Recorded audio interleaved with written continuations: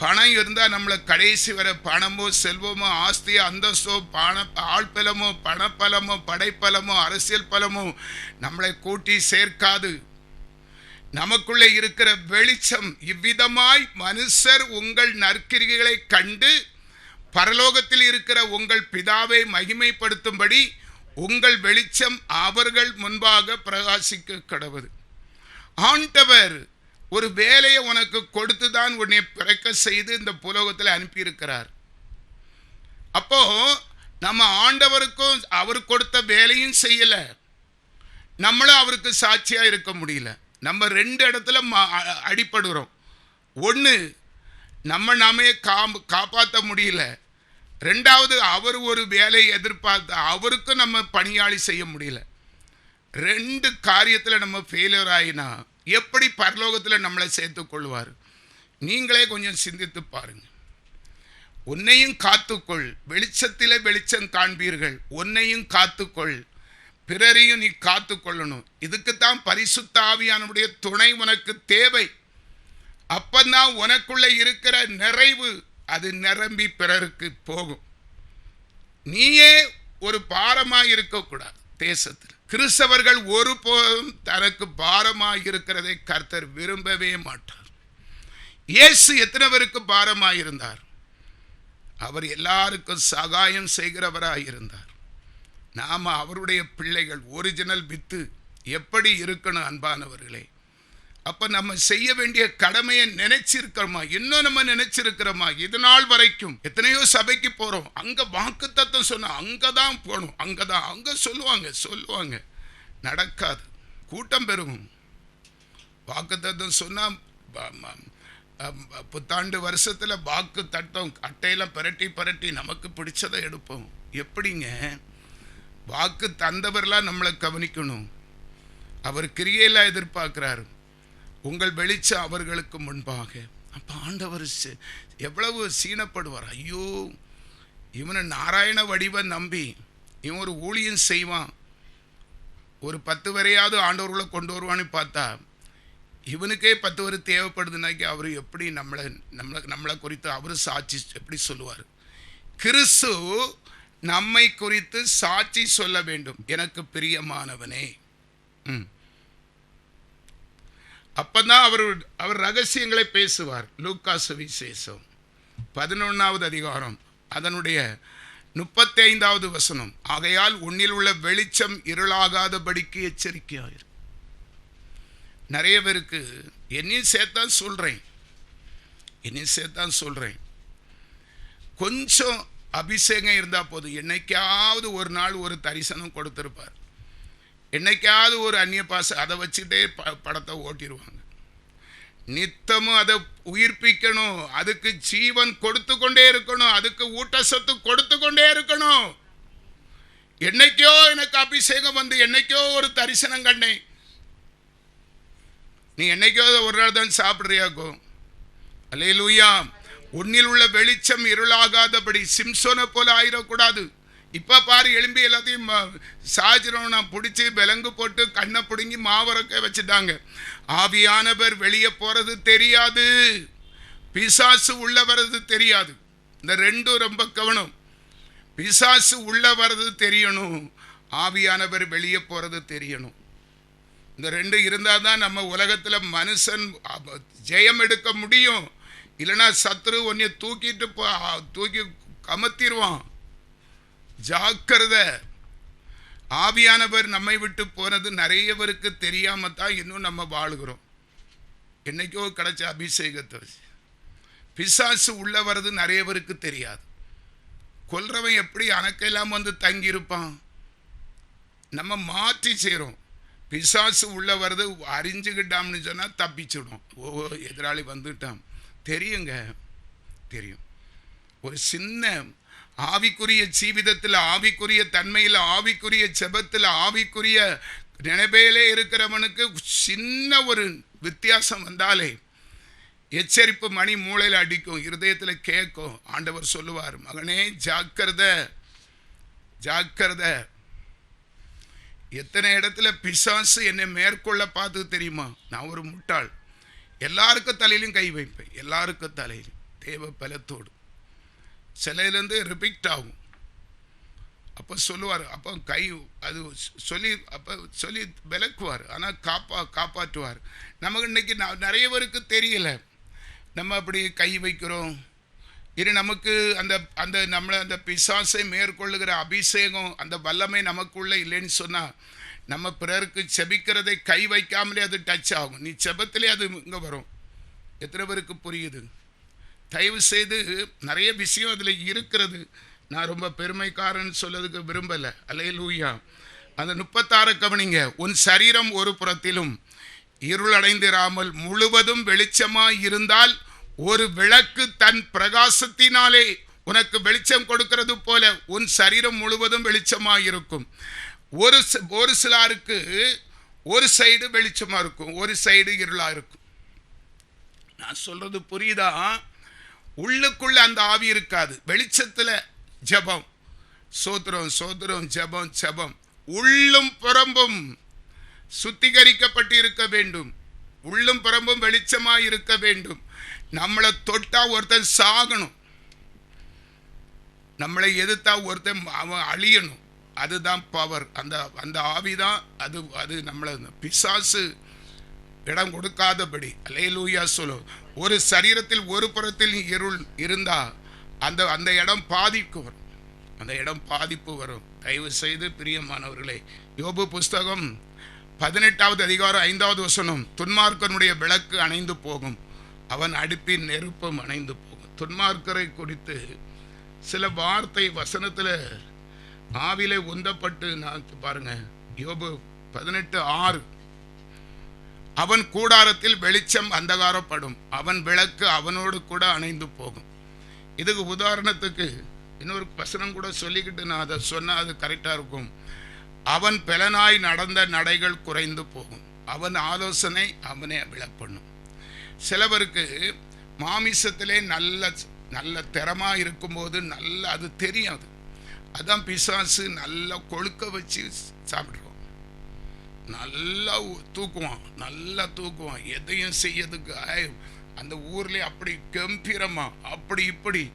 அவன் பெலமாய் நடந்த நடைகள் குறைய தொடங்கும் போதுதான் தெரியும். பிரச்சனை பின்னால வர அது தெரியும். அவன் அது என்ன தந்திரமா மொத்தமா நம்மளை இந்த கோழியா அமுக்க மாதிரி அமைக்கிறோம். பெலன் எங்கிருந்து வருகிறதுன்னு நம்ம அறிந்து கொள்ளணும். நம்முடைய மாமிசத்துல நம்ம நிக்கிறோம், இது செல்லாது. இந்த மாமிச வண்டி, இந்த டீசல் நின்று போவோம், பெட்ரோல் ஏர்லாக் ஆயிரும். அதனால ஒரிஜினல் நம்மை நடத்துகிற பேட்டரி அது சார்ஜ் கரெக்டா இருக்கிறதா? நிறைய பேர் அந்த வாலிப நாட்கள் அந்த பலத்தை பார்க்கிறதே கிடையாது. அவன் பலனாய் நடந்த நடைகள் குறைந்து போகும், அவன் ஆலோசனை அவனை விழப்பண்ணும்.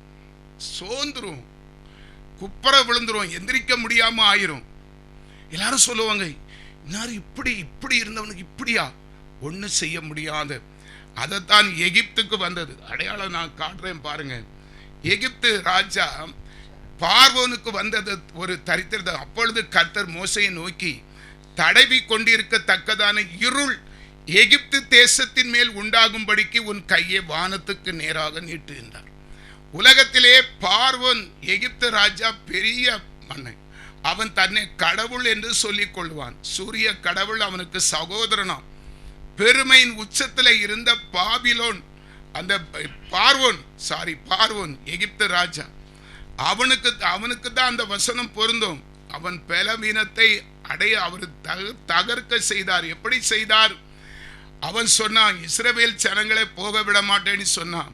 கர்த்தர் மோசையை நோக்கி, அவன் தேசத்துல 3 நாள் கார் இருளை நான் அனுப்புவேன், 3 நாள் வெளிச்சமே இருக்காது. அதான் அடையாளம். அப்பொழுது கர்த்தர் மோசையை நோக்கி, தடவி கொண்டிருக்கத்தக்கதான இருள் எகிப்து தேசத்தின் மேல் உண்டாகும்படிக்கு உன் கையை வானத்துக்கு நேராக நீட்டு என்றார். அந்த 22, மோசே தன் கையை வானத்துக்கு நேராக நீட்டினான். அப்பொழுது எகிப்து தேசம் எங்கும் 3 நாள் மட்டும் கார் இருள் உண்டாயிருந்தது. ஒரு அல்லேலூயா சொல்லுங்க. அதான் அவனுக்கு அடையாளம். ஏன் சூரிய கடவுள் அவனுக்கு சிநேகிதன்னு சொல்லுவான். எங்க போனார் சூரிய கடவுள்? நிறைய பேரு ஏன்ட்ட இருக்கு சரீர பலருக்கு அடிச்சா தூக்கிடுவேன், நீ சோழிய முடிச்சிருவேன், இல்ல ஏன்டே இருவான் அப்படி அப்படிதான் சொல்லி கொண்டு இருந்தான். மோசே திக்குவாயன், திக்கி 2 வார்த்தை கோர்வையா பேச தெரியாது. ஆரோன் தான் அவனுக்கு சப்போர்ட். இந்த திக்குவாயன் கொன்ன நாக்கு இவனுக்கு நம்ம பயப்படணுமா? நம்ம எகிப்துக்கே ராஜா. ஆனா மோசைக்குள்ள இருக்கிற பவர் அவனுக்கு தெரியாது. மோசை கையை நீட்டினான், பார்வோன் 3 நாள் இருட்டில் கிடந்தான். இருட்டில் கிடந்து என்ன சம்பவம் நடந்தது? அல்லேலூயா. பார்வோன் 3 நாள் மட்டும் ஒருவரை ஒருவர் காணவும் இல்லை, ஒருவரும் தம்மிடத்தை விட்டு எழுந்திருக்கவும் இல்லை. இஸ்ரவேலர் புத்திரர் யாவருக்குமோ எனில் அவர்கள் வாசஸ்தலங்களில் வெளிச்சம் இருந்தது. அல்லேலூயா சொல்லுங்க. அல்ல அப்புறம் அதுக்கப்புறம் நான் அதை பதிக்கல. ஆனால் பார்வோன் சொல்லுவான், மோசே ஓடிருப்பா, உங்க கடவுள் பெரிய கடவுள், 3 நாள் இருட்டிலே இருந்து நாங்கள் ரொம்ப வெளிச்சத்தையே காண முடியல, அதுக்கு பிறகுதான் உன் படைகளை உன் பிள்ளைகளை கூட்டிட்டு நீ போன்னு சொல்லி அவன் அனுப்பினான். கர்த்தர் அதை காரியத்தை வாய்க்க செய்வார். இதெல்லாம் அற்பமாக எண்ணப்பட்ட மோசையை போல அவன் அந்த தேவ ஆவியை பெற்றதினால வெளி உலக பார்வைக்கு மோசை திக்குவாயனும் மந்த புத்தி உள்ளவனும். ஆனால் கர்த்தர் பயன்படுத்துகிற பாத்திரம். நமக்கு எது தேவை? வெளிப்புறமான கவர்ச்சியா, உள்ளுக்குள்ளே இருக்கிற ஆக்ரோஷமா, உள்ள இருந்து செயல்படுகிற பரிசுத்த ஆவியா? எதுங்க நமக்கு தேவை? ஆண்டவர் தாங்க, ஆண்டவர் தான் கடைசி வரை நம்மை காக்கிறது. நம்முடைய சுயமோ, நம்முடைய பொண்ணோ, பொருளோ, சொந்தமோ, பந்தமோ யாரும் என்ன செய்ய முடியாது, நமக்கு உதவி செய்ய முடியாது. ஆண்டவர் ஒருவரே. பாருங்க சீக்கிரமா ஏசாயா 58:8, அப்பொழுது விடியற்கால வெளுப்பை போல உன் வெளிச்சம் எழும்பி உன் சுகவாழ்வு சீக்கிரத்திலே துளிர்த்து உன் நீதி உனக்கு முன்மாலே கறந்து செல்லும், கர்த்தருடைய மகிமை உன் பின்னாலே காக்கும். ஏழைகளுக்கு உதவி செய்ய சொல்றார், ஏழைகளுக்கு, கஷ்டப்படுகிறவர்களுக்கு. ஆனா என்கிட்ட கேட்டா ஏழைகளுக்கு உதவி செய்கிறது நல்லது. அதை விட உதவி செய்கிறது பரிசுத்த ஆவியை பெற்று அந்த பிரசனத்தினாலே தரித்திரர்களுக்கு, கட்டப்பட்டவர்களுக்கு உதவி செய்கிறது அதை விட கால சிறந்தது. உனக்கு பணம் இருக்கு, 4 பேருக்கு கொடுத்துடலாம். சாதாரண விக்கிர ஆராதனை செய்கிறவர்களும் அதை செய்கிறார்கள் தெரியுமா? நிறைய கிறிஸ்தவர்கள் நம்ம பணத்தை கொடுத்து சரிப்பட்டிடலாங்கிற ஒரு நினைப்பில் இருக்கும். அது நல்லது. அதே இது பிரஜாதி மக்களும் நம்மளை விட மேலே செய்கிறாங்க. தான தர்மம் செய்கிறதுல அவங்க அன்பில் மீதி இருக்காங்க. அவங்க பரலோகம் போக முடியுமா? இயேசுவல்லாது பரிசுத்த ஆவி இல்லாமல் ஒரு பூரண வாழ்க்கை நம்ம சொந்தமாக்கி கொள்ள முடியாது. நம்பி ஏமாந்துராதீங்க. காணிக்கை கொடுத்தா போதும், ஏழைக்கு கொடுத்தா போதும், இல்லை, இன்னும் காரியம் இருக்குது. அப்படியானால் அவர்களும் அதை சொல்லி கொடுத்துக்கிட்டு பரலோகம் வந்துடலாமே. பரிசுத்த ஆவியை துக்கப்படுத்திடாதீங்க. தேவையானது ஒன்று உண்டு, பரிசுத்த ஆவி. அதுதான் நமக்கு நிரந்தரம். அதில் அந்த ஏசாயா 58:10 ஒன்று உண்டு. பசி உள்ளவனிடத்தில் உன் ஆத்துமாவை சாய்த்து சிறுமைப்பட்ட ஆத்துமாவை, இந்த வசனத்தை கொஞ்சம் நீங்கள் கோடிட்டு பாருங்க. பசி உள்ளவனிடத்தில் உன் ஆத்துமாவை சாய்த்து சிறுமைப்பட்ட ஆத்துமாவை திருப்தி ஆக்கினால் அப்பொழுது இருளில் உன் வெளிச்சம் உதித்து உன் அந்தகாரம் மத்தியானத்தை போலாகும். நிறைய பேருக்கு பசி உள்ளவனிடத்திலே, பசியாக இருக்கிறவனுக்கு, ஏழைகளுக்கு கொஞ்சம் ரூபா கொடுத்துட்டா போதும். அது அர்த்தமல்ல. அது அர்த்தமல்ல. பசி உள்ளவனிடத்தில் உன் ஆத்துமாவை சாய்த்து சிறுமைப்பட்ட ஆத்துமாவை திருப்தியாக்கினால் அந்த சிறுமைப்பட்ட ஆத்துமாவுக்கு நீ எவ்வளவு ரூபா கொடுப்பா? உனக்குள்ளே இருக்கிற ஆவியின் பிரசனம். நீ அழுது மனம் குறுகி அவனுக்கு தலையில கை வச்சு ஒரு ஜெபம் பண்ணினா அவன் தப்புவிக்கப்படுவான். அதைத்தான் சொல்றாரு. நிறைய பேர் கொஞ்சம் காசு 1000 2000 கொடுத்துட்டா போதும். அப்படி அல்ல. வசனத்தை தெளிவா புரிந்து கொள்ளுங்க. உன் சுகவாழ்வு துளிர்விட வேண்டும் என்று சொன்னால் சிறுமைப்பட்ட ஜனங்களுக்கு உன் ஆத்துமாவை திருப்தி ஆக்கு. ஆத்துமாவில இருந்து வரக்கூடிய பாரம், அந்த பாசம், பாரமான ஒரு ஜெபம், கண்ணீரோடு மனப்பூர்வமாய் அவர்கள் அதிலிருந்து விடுதலையாக்கப்படும் என்கிற மனசாட்சியோடு நீ செய்தால் அது உன்னுடைய இருளின் வெளிச்சம் உதித்து உன் அந்தகாரம் மத்தியானத்தை போல பிரகாசிக்கும். அதுதான் உண்மை. தயவு செய்து, அப்போ பணம் இருந்தால் நம்ம அதை செய்ய முடியாது. பரிசுத்த ஆவி இருந்தால் மாத்திரமே பிறருக்குடைய ஆத்துமாக்களுக்காக நம்ம பரிந்து பேச முடியும். அல்லேலூயா. அப்போஸ்தலர் நடபடி புஸ்தகம் 12வது அதிகாரம் 7வது வசனம். அப்பொழுது கர்த்தருடைய தூதன் அங்கே வந்து நின்றான். அறையிலே வெளிச்சம் பிரகாசித்தது. அவன் பேதுருவை விலாவிலே தட்டி சீக்கிரமாய் எழுந்திரு என்று அவனை எழுப்பினான். உடனே சங்கிலிகள் அவன் கைகளில் இருந்து விழுந்தது. அல்லேலூயா. அறைகளிலே வெளிச்சம் பிரகாசித்தது. பேதுருவுக்குள்ளே அந்த பரிசுத்த ஆவி இருந்ததுனால அவனுக்காக ஜனங்கள் செபிக்கும் போது ஆவியானவர் தேவ தூதனை அவனுக்கு அனுப்பினார். அதே மாமிச பேதுருவாய் இருந்திருந்தால் பரிசுத்த தூதன் அங்கு வருவதற்கு வாய்ப்பு இல்லை. அல்லேலூயா சொல்லுவோம். இதெல்லாம் நமக்கு ஒரு ரெக்கார்டிக்கலாய் பேதுருவின் விலாவிலே தட்டி அவன் எழுந்த உடனே அவனுடைய கையில் இருந்த சங்கிலிகள் தானாய். அந்த ஆவியானவர் உனக்குள்ளே இருந்தால் எந்த வியாதியும் தானா கலந்து ஓடும். முதிர் வயதிலும் அந்த பலவீனமோ அந்த பலவீனப்படுத்துகிற பிசாசினுடைய வல்லமையோ உன்னை தொடவே முடியாது. அதுதான் கிறிஸ்தவனுக்குள்ளே முழு ரட்சிப்பு. அதுதான் ரட்சிப்பின் முழு அஸ்திரம். அல்லேலூயா. ஏசாயா தீர்க்க தரிசன புஸ்தகம் 30வது அதிகாரம் 26வது வசனம். கர்த்தருடைய வாக்கு தத்தம். பிரியமானவர்களே, கர்த்தர் தமது ஜனத்தின் முறிவை கட்டி அதன் அடிக்காயத்தை குணமாக்கும் நாளிலே சந்திரனுடைய வெளிச்சம் சூரியனுடைய வெளிச்சத்தை போலவும் சூரியனுடைய வெளிச்சம் ஏழத்தனையாய் 7 பகலின் வெளிச்சத்தை போலவும் இருக்கும். அல்லேலூயா. அந்த நம்ம இப்ப செய்ய வேண்டிய காரியம் பரிசுத்த ஆவி. அதான் நம்ம ஜெபத்துல, ஆண்டவரே எனக்குள்ள வாரும், எனக்குள்ள வாரும், என்னை தகுதிப்படுத்தும், என்னை பரிசுத்த ஆவியில நிரப்பும். கைகளை தட்டி ஆரவாரத்தோடு ஜெபத்தோடு. உண்மையிலே நான் சொல்றேன், ஈஸி. பரிசுத்த ஆவியை பெறுவது ஈஸி. அவர் ஆயத்தமா இருக்கிறார். இதோ வாசல் படியிலே நின்று கதவை தட்டுகிறேன். ஒருவன் என் சத்தத்தை கேட்டு கதவை திறந்தால் நான் அவனோடு வாசம் பண்ணுவேன். ஆயத்தமா இருக்கிறார். நம்ம மனசு இடம் கொடுக்கல. அதுக்கு நீங்க தனியாட்டு ஒரு ஆர்வம், ஒரு ஆசை நீங்கள் அதுக்கு கொடுக்கல. அதனால தான் அவர் தூரமாய் இருக்கிறார். அல்லேலூயா. உதாரணத்துக்கு ஒன்று சொல்றேன். நாங்க ஆண்டவரை அறியாதவங்க 4 வரும் ஒரு ஆவிக்குரிய சபைக்கு போனோம். முங்கி ஞானஸ்நானம் எடுத்தோம். எனக்கு தான் பரிசுத்த ஆவியானவர் வெளிப்பட்டார். அப்போ அந்த சபையில் எனக்கு ஆராதிக்கும் போது பயங்கரமாக அந்த ஸ்பிரிட்டு வந்து என்ன ரொம்ப சந்தோஷப்படுத்தும், குஷிப்படுத்தும். ராத்திரியும் நான் இந்த அந்நிய பாசை அதிகமாக ஆரம்பத்தில் ரொம்ப இப்போ கொஞ்சம் கண்ட்ரோல் பண்ணி வச்சிருக்காரு. அப்போ கண்ட்ரோல்லாம் போகும். அப்போ இந்த சைடு தண்ணி எடுக்க போகிறவங்க லேசாக உளர்த்திருக்காங்க. இந்த அன்னை 4 மணிக்கு என்ன இல்லாமோ சொல்லி பேசிட்டு இருக்காரு. இந்த சைடு எங்கள் வீட்டுக்கு அந்த பக்கம் சொல்லுங்க. என் மனைவி ஒரு நாள் இவர், ஆமாம் நீங்கள் இன்னும் காலையில் பராதி இருக்குது, தண்ணிக்கு போகிற 5 மணி 4 மணி. அப்போமே 2 மணிக்கே எழுந்திரிச்சு அப்போமே ஆரம்பித்தது கிருபை. கர்த்தருக்கு சோத்திரம், கர்த்தருடைய நாமம் மகிமைப்படட்டும். அப்போமே என்னை விழிச்சிருக்க விடுவார். அதிகாலையில் எழுந்திரிச்சு அந்நிய பாசை பேசி சத்தம் போட்டு ஆராதிச்சுட்டு இருப்பேன்.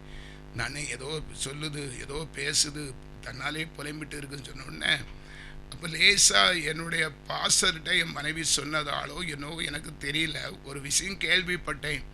எங்கள் பாஸ்டர் இப்போது இருக்கிற சந்தோஷ் சபை ஜாய்சன் பாஸ்டர் நாராயண வடிவுக்குள்ள பரிசுத்த ஆவியானவர் பலமாக கிரியை செய்ய ஆரம்பிச்சிருக்கிறாரு.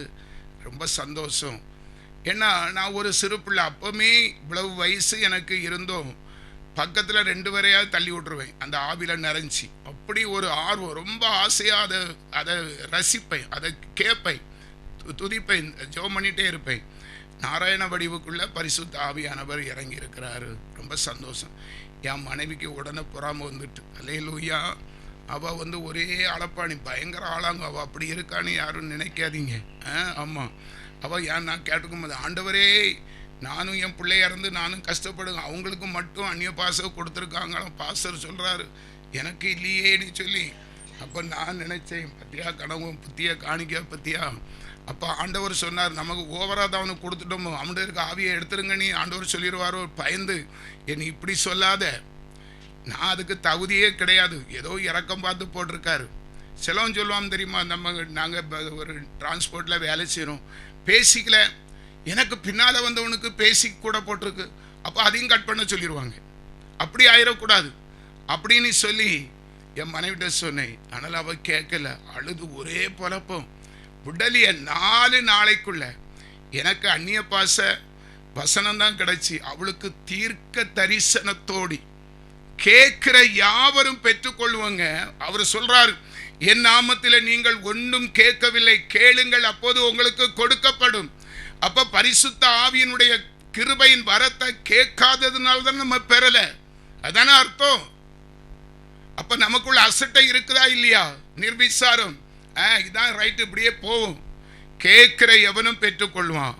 என்னை விட பல மடங்கு நேரடி தரிசனம், அபிஷேகம், தீர்க்க தரிசனம். என் மகளுக்கு காரியம், திருமண காரியம் சகலமும் அவள் மூலமாகவே சொன்னதை ஆண்டவர் அப்படியே செய்தார். எவ்வளவு ஒரு குடும்பத்துக்கு பாக்கியங்க. அல்லேலூயா. அப்படி ஆண்டவர் சொல்லுகிறார், கர்த்தர் தமது ஜனத்தின் முறிவை கட்டி அதன் அடிகாயத்தை குணமாக்கும் நாளிலே சந்திரனுடைய வெளிச்சம் சூரியனுடைய வெளிச்சத்தை போலவும் சூரியனுடைய வெளிச்சம் ஏழத்தனையாய் பகலனின் வெளிச்சத்தை போல இருக்கும். அல்லேலூயா. நம்முடைய சரீரம் அகமும் புறமும் பிரகாசிக்கும். சங்கடமே இருக்காது, பாரமே இருக்காது, பிரச்சனையே இருக்காது, வியாதியே இருக்காது. ஒரே சந்தோஷமும் மகிழ்ச்சி, பரவசம். அதுதான் அந்த வசனத்தினுடைய ஆதாரம். அல்லேலூயா. ஏசாயா 60:18 சொல்றார், நீ பரிசுத்த ஆவியை பெற்று கர்த்தருக்கு கீழ்ப்படிந்து அவருக்கு உண்மையும் உத்தமமாய் அவர் எதிர்பார்க்கிற தாளந்தை பிறருக்காக பாரம் எடுத்து செபித்து கண்ணீர் வடித்து பணத்துக்காக, பேருக்காக, புகழுக்காக இல்லாதபடி எந்தவித பிரதிபலிப்பும் எதிர்பார்க்காதபடி நீ மனப்பூர்வமாய் செய்தால் கொடுமை உன் தேசத்திலும் அழிவும் நாசமும் உன் எல்லைகளிலும் கேட்கப்பட மாட்டாது. உன் மதில்களை ரட்சிப்பு என்றும் உன் வாசல்களை துதி என்றும் சொல்லுவாய். ஆண்டவருக்கு செய்ய வேண்டிய கடமை செய்தார். எப்படி ஆசீர்வாதம் ஆண்டவர் சொல்றாரு பாருங்க. அந்த 19 பாருங்க, இனி சூரியன் உனக்கு பகலிலே வெளிச்சமாய் இராமலும் சந்திரன் தன் வெளிச்சத்தால் உனக்கு பிரகாசியாமலும் கர்த்தரே உனக்கு நித்திய வெளிச்சமும் உன் தேவனே உனக்கு மகிமையுமாய் இருப்பார். எவ்வளவு பெனிஃபிட் அதுல இருக்கு. இத்தனையும் எனக்கு வேண்டான்னு தானே நிறைய கிறிஸ்தவங்க இருக்கிறோம். நான் சொல்றது வருத்தப்படுத்துறதுக்கல்ல, நீங்கள் அதில் உற்சாகப்படுத்துவதற்கு. நிறைய பேர் முந்தினவர் பிந்தினவராயும் பிந்தினவர் முந்தினவராயும் முந்த விடாதீங்க. நீங்க ஏன் பின்னால வரக்கூடிய ஆளை முந்த விடுறீங்க? எனக்கு கேளுங்க. என் மனைவி 4 நாளையில வாங்கிட்டா. நீங்க ஒரு 40 நாளையில வாங்கிடுங்க. 4 வருஷத்துலயாவது வாங்கலாம், 40 வருஷத்துலயாவது வாங்குங்களேன். எவ்வளவு கேவலமா இருக்கு. நான் இப்போ எத்தனை 40 வயசு ஆன ஆளுகளுக்கும் அபிஷேகம் இல்லைன்னா அப்போ அப்படித்தானே சொல்லுவோம். அல்லேலூயா, அல்லேலூயா. கர்த்தர் நல்லவர், கர்த்தர் நல்லவர். பெருமைக்காக ஒன்றும் இல்லை, கர்த்தர் கொடுத்த கிருபையை சொல்றோம். அவர் சொல்றார், இனி சூரியன் உன்னை அஸ்தமிப்பதில்லை, உன் வாழ்க்கையிலே பிரகாசிக்கிற சூரியனை அவர் அஸ்தமிக்க விட மாட்டார். இருள் உன்னை தீண்டாது, காரிருள் நெருங்காது. நஷ்டம், கஷ்டம், பாடுகளுக்கு விலக்குவார். இயற்கைக்கு அப்பாற்பட்ட காரியத்தை கர்த்தர் செய்வார். உன் சந்திரன் மறைவதும் இல்லை, கர்த்தரே உனக்கு நித்திய வெளிச்சமாய் இருப்பார். உன் துக்க நாட்கள் முடிந்து போகும் என்று கர்த்தர் சொல்லுகிறார். அப்படியே தேவ சமூகத்தில் கொஞ்சம் எழும்புவோமா? நான் சொன்னது எத்தனை பேருக்கு புரிஞ்சு? அன்பானவர்களே, காரிருள் பூமியை மூடும், ஆனால் கர்த்தரோ நமக்கு நித்திய வெளிச்சமாய் இருப்பார். அல்லேலூயா. சோதரம் சோதரம். 2 நிமிஷம் இருக்குது. எல்லாரும் கெஞ்சுவோம், அப்பா தயவு செய்யுங்கப்பா, தயவு செய்யுங்கப்பா, தயவு செய்யுங்கப்பா, எங்கள் அசட்டையை எங்களுக்கு மன்னிங்கப்பா, எங்கள் நிர்விசாரத்தை எங்களுக்கு மன்னிங்கப்பா. நாட்கள் பொல்லாதவைகளாய் இருக்கிறபடினாலே காலத்தை பிரயோஜனப்படுத்தி கொள்ளுங்கள் என்று எத்தனையோ தடவை எச்சரித்தும் நாங்கள் நாட்களையும் வாரங்களையும் மாதங்களையும் வருஷங்களையும் விருதாய் கழித்து பரிசுத்த ஆவியை துக்கப்படுத்தி உலக செல்வம், சிற்றின்பம், பணம் இப்படியே சொல்லி ஆண்டவரே எங்கள் மாமிசத்திலே நாங்கள் வாழ்ந்ததை எங்களுக்கு மன்னியும் மன்னியும் மன்னியும். நாங்கள் செய்த தவறு கேளுங்கள், அப்போது உங்களுக்கு கொடுக்கப்படும். என் நாமத்திலே நீங்கள் ஒன்றும் கேட்கவில்லை, கேட்கிறவர்களுக்கு திருப்தியாய் கொடுப்பேன் என்று எச்சரித்து சொல்லியும் ஆண்டவரே உம்முடைய பரிசுத்த ஆவியை நாங்கள் மறந்தே போனோம். அதனால நிறைய நஷ்டங்கள், கஷ்டங்கள், பாடுகள், பலவீனங்கள், உபத்திரவங்கள், நாச மோசங்கள், மாமிச கிரியை, மரணம், ஆவிக்குரிய சிந்தையோ ஜீவனும் சமாதானமும், அந்த ஜீவனத்தையும் சமாதானத்தை இழந்து போய் நிற்கிற எங்களை மன்னியும். இன்றைக்காகிலும் தயவு செய்து பரிசுத்த ஆவியானவரே உம்முடைய விசுவாச பிள்ளைகள் இப்படி இருக்கிறதா காரியம் என்று இருதயத்திலே குத்தப்பட்டவர்களாய், அம்மா சொல்வது உண்மைதானே, எவ்வளவு காரியம் வசனம் பேசுகிறதே, இதை நான் அறியலையே புரியலே என்று யாராவது வசனத்தில் உந்தப்பட்டு ஆண்டவரே அந்த பரிசுத்த ஆவியின் வல்லமையை, வரங்களை, அபிஷேகத்தை, பிரசனத்தை எனக்கு தாரும் என்று கேட்க மனதாய் இருந்தால் தயவு செய்து ஆண்டவரே உம்முடைய நல்ல ஆவியானவர் ஒரு விசை கூட உம்முடைய பிள்ளைகளை நிரப்பும். எல்லாரும் கேளுங்க, எல்லாரும் கேளுங்க. கடைசி நிமிஷம், பண்டிகையின் கடைசி நேரத்திலே ஆண்டவர் இயேசுவானவர் சத்தமிட்டு யோவான் 7:37-38 சொன்னது, பண்டிகையின் கடைசி நாளில் தாகமாய் இருக்கிறவர்களை என்னிடத்தில் வாருங்கள், ஜீவ தண்ணீரை தருவேன் என்று சொன்னார். ஒருவேளை உங்களுக்குள் அந்த தாக்கம் இந்த மனுஷன் சொன்ன வசனம் மூலமாக, நான் இந்த பரிசுத்த ஆவியை இதுவரைக்கும் நான் தேடல, கேட்கல, பெற்றுக்கொள்ள மனதில்லை, ஆனா இன்னைக்கு கேட்க விரும்புகிறேன் என்று தாகமாய் கேட்கிறவர்கள் மீது பரிசுத்த ஆவியானவர் இறங்கணும். அப்பா இறங்கணும். கேளுங்க, கேளுங்க, தயவு செய்து கேளுங்க. பண்டிகையின் கடைசி நிமிஷம், இன்னும் ஒரு நிமிஷத்துல எங்க ஆராதனை முடியும்.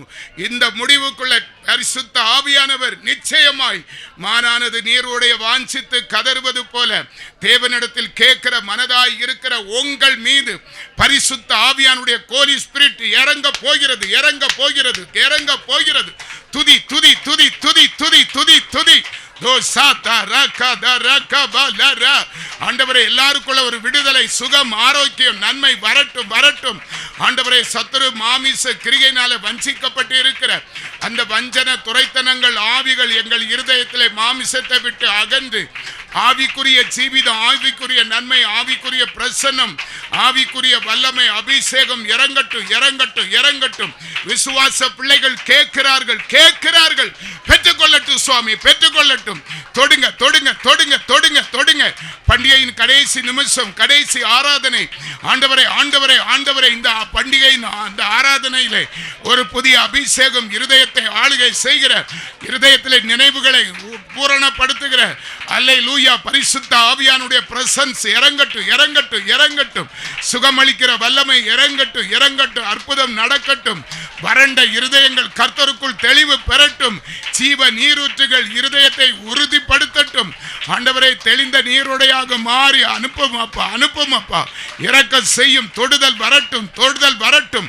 Touch everybody now lord, touch everybody now Lord.